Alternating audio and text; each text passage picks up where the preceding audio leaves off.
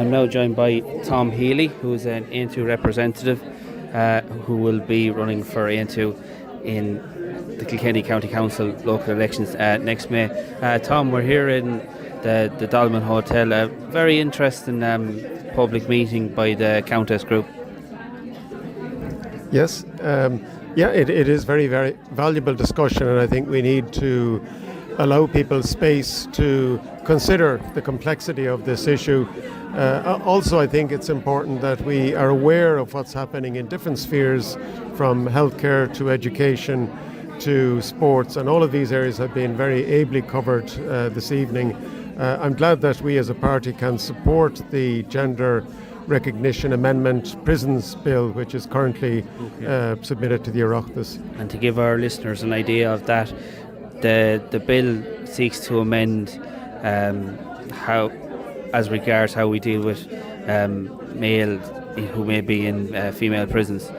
Yes, it is a particular focus. The prison issue has been mentioned this evening by Leisha de Bruin, and it is a priority issue really, and it has the support of a small number of TDs, but I think there is a public awareness there that is perhaps not given expression sufficiently in media commentary and discussion. Yeah, exactly, and from some of the from some of the kind of questions that were from the floor, there is a little bit of concern about how certain things can be interpreted, and how people, particularly in education, if they're not happy with particular aspects of the curriculum, that they're very unsure of what the fallback may be. Yes, and I think we should never forget the basic principle of parental rights and the family as a natural educator of children in partnership with schools. And I think this is a serious issue that has been overlooked in actual practice. And many people have highlighted the role of particular organisations in influencing the shape of curriculum and teaching practice in the schools. And parents really ought to be much better informed and involved in this, as well as children themselves. And children, along with parents, have rights. And do you think this is, you're out canvassing for local elections, do you think this is going to become an issue that will come up on the doors over the next couple of months? It may, to some extent. It's right now it's principally issues such as housing, public services, healthcare that are dominating. But I think some of these issues are going to come to the fore as well, because Ireland is going through a dramatic social, cultural change in recent years, and I think many people are beginning to wake up to some of the dangers of excesses and overcorrections to what we experienced in the past. So I think far from this being not a bread and butter issue, it is something that affects all of us very intimately in terms of our own identity and belonging and respect for other human beings.